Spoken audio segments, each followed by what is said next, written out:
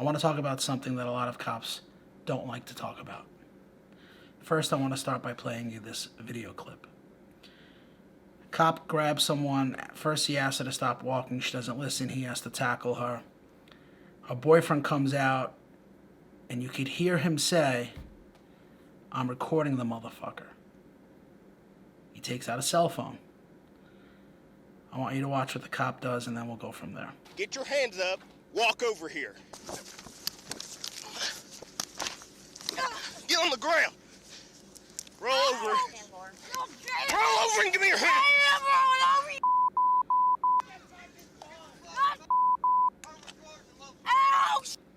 You hear that?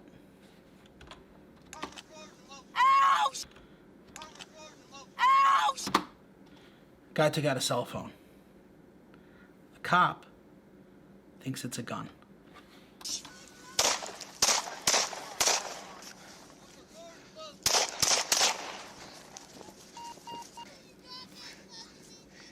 Step out and show me your hands. Do it. All right, so the cop thinks it's a gun. He let off 7 rounds. Those 2 other people on the video are paramedics. They're actually helping him subdue this this idiot that's not listening. Now! Do it now! Get the out here! You dropped that thing! Walk over here! Walk over here! Do it now! Get out here! Get the on the ground! Get away from there! Get the on the ground! You keep your hands where I can see them. You better not move. Listen to his breathing. Okay?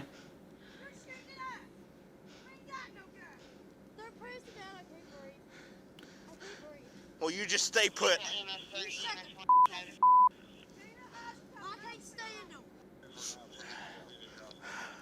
Listen.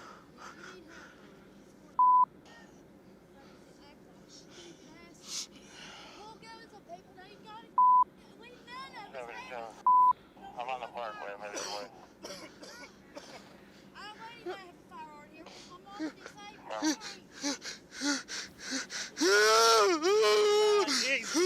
Pull it together, man. Pull it together. Pull it together, man. Come here. Pull it together, man. Pull it together. Pull it together. Look at me. Pull it together. Give me that gun. Give me your gun. Give me your gun. Give me your gun, sir. Give me your gun. I'm with the ambulance service. Give me your gun. Give me your gun. Let go of it. Let go of it. Don't. That's the paramedic taking the cop's gun, who's obviously having some type of panic attack.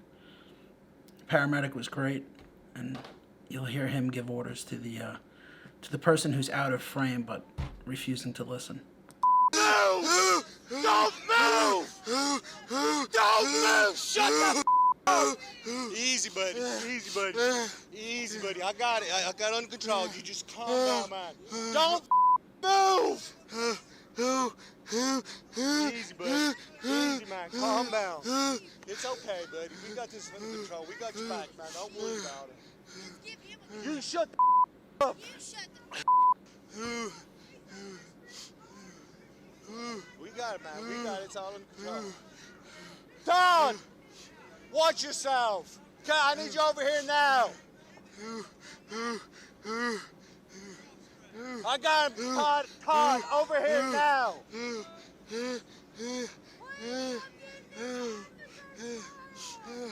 Easy, buddy. It's okay. It's okay. It's just a stressful situation. It's okay.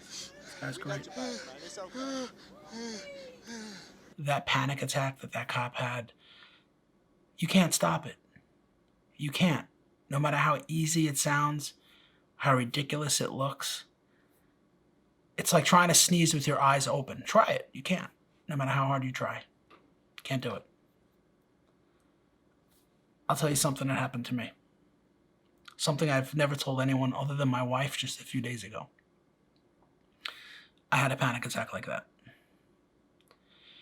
I was working the late tour. It was about 7:30 in the morning. We got a call for a family dispute. We get there. The guy is tremendous. Tremendous. I'm not just talking about the Body by Rikers. I'm talking about like big, like Arnold big. Big like Ronnie Coleman big.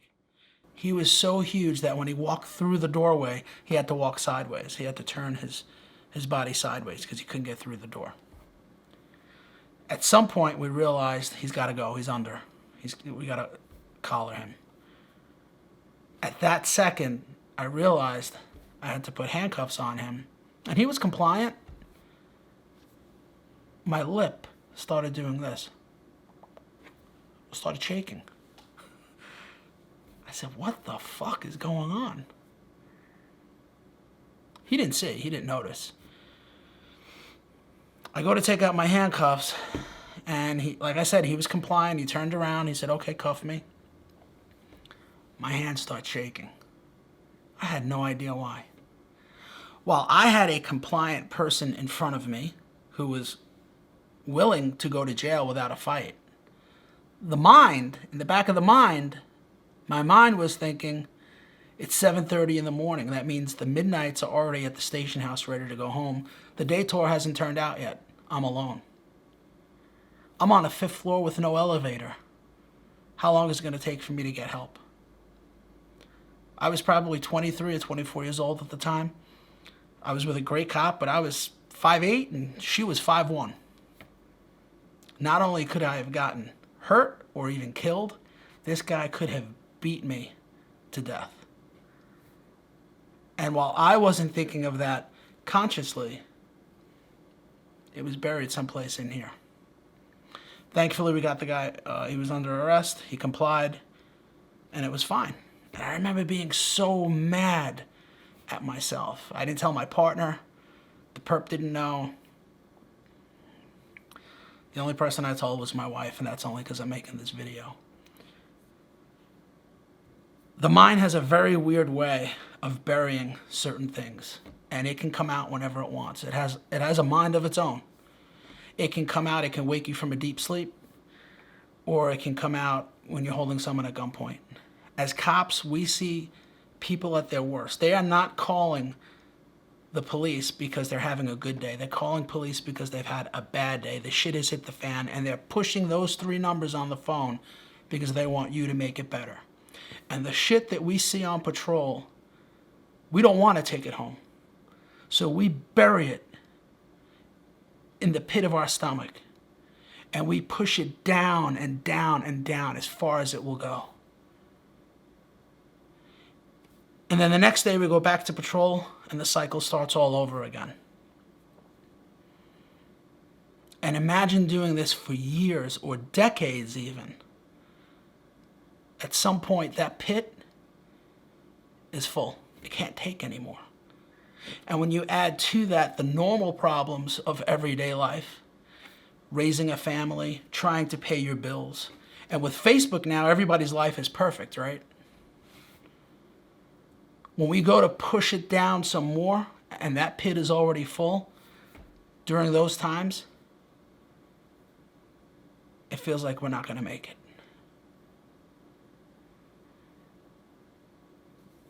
You know how many cops got shot and killed last year?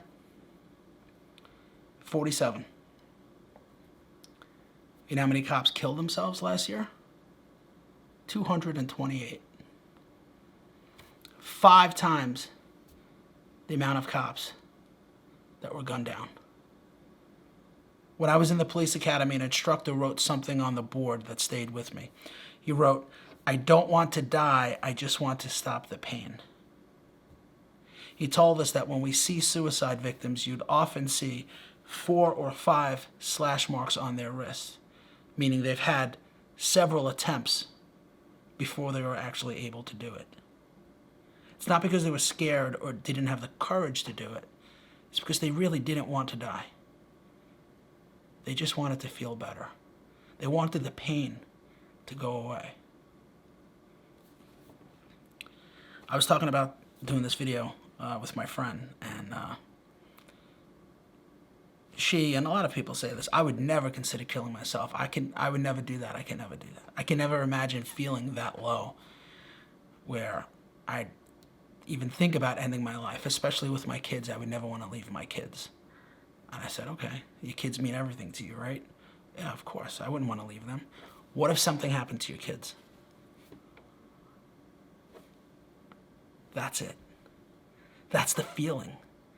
That's the feeling. Imagine something happened to your kids, I was telling her. That feeling of despair, that feeling of laying on the ground, curled up in the fetal position, crying, thinking that there's no hope. I was in a lot of trouble at one point. Had a divorce, had some problems. And I was in this little house that I had. And I was really suffering for many reasons. My career was a little bit in flux at that time, and lots of things were going on. My relationship to my kids and wife and stuff. And I was on the floor. I found myself on the floor saying, it's so difficult. It's so difficult. I said it out loud. And I heard in my ear, it's supposed to be difficult. It's supposed to be difficult. A voice of wisdom, kindness, clarity. I mean, it had so much resonance, this voice. What a message. It's supposed to be difficult. Can you imagine? I mean, this is it. And I will, boom, what? And I got up, and and I can tell you, Tucker, that moment in time, at that time I knew, I said, what it meant was, I'm not alone. Yes. Everything is known. Everything is known. I am known. That's what it meant to me. Whoa. This is... Did you expect it? Were you calling out for God? What? Do you expect it? No, but not be out. Now I have to proceed with my life, right? But I felt tremendous energy. It's somebody's rooting for me. It's like, don't give up. It's like, there's a purpose here. You've got a ways to go, son. I'm going to play this clip of a cop responding to a call of a suicidal veteran. This cop is also a veteran. Watch how he handles this. As Officer Richard Jones of the Pueblo Police Department walks up, hey, put your hands up. He sees the man turn toward him with gun in hand. Put the weapon down. Don't move. Jones has his own gun out and ready. Put the weapon down! Put the weapon down! Jones continues to yell. The gunman walks toward him, and Jones sees he's wearing a sweatshirt indicating he's a veteran. Come on, man. One vet to another. Jones is not only a CIT officer, he trains others in crisis intervention. And this is how it works in the field. Dude, don't do it to another vet. Don't do it to me. Jones immediately uses his training to try to find a hook, some way to connect. Dude, I'm a retired Army guy. Let me help you. Don't make me do this. The armed veteran in a mental health crisis says he can get no help. Then let me help you, but not this way. Let me help you. As Jones pleads with the man, other officers arrive at the scene, weapons drawn. The vet is holding the loaded semi-automatic handgun stiffly at his side, and Corporal Richard Jones is hoping he does not raise it toward the officers. Please drop it, brother. We've lost too many already. I know you're hurting, man. I was too. But I went about 4 months ago.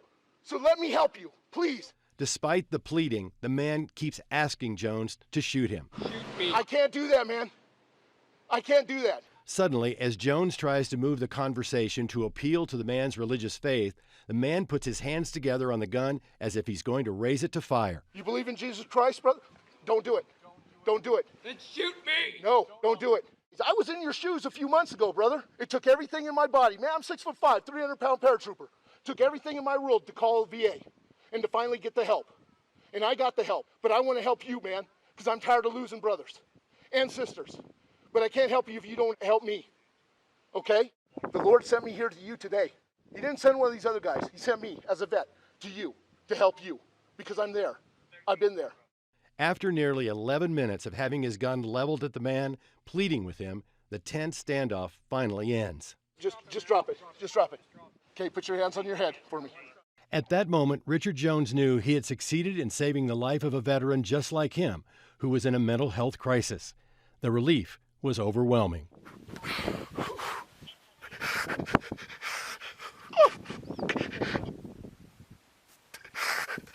After gathering himself best as he could, he went to the fellow vet and hugged him. I'm going to tell you, I'm going to get you some help. We're going to start right now. I'm going to get you over here to Parkview, and we're going to get it taken care of, okay? Love you, bro. Good job, man. If you're worried about the stigma that comes with asking for help, realize that asking for help takes tremendous strength and courage. It is not a sign of weakness. And those who you fear will stigmatize you today will disparage you much more at your funeral if you don't ask for help. Being a cop, we see a lot of bad, but there are also some good things. Think about your best day on patrol, whatever it is. Pulling someone from a burning car, reuniting a lost child with their parents. For me, the best feeling is knowing that help is coming. When you're alone with a perp, or two or three, and you're about to get your ass kicked, but you manage to key that radio and ask for help, and then you hear the sirens, and then you know that help is on the way. But you just have to ask. You gotta key that radio and give us your location. The hardest thing is to just make a phone call. It will get easier. Thanks for watching.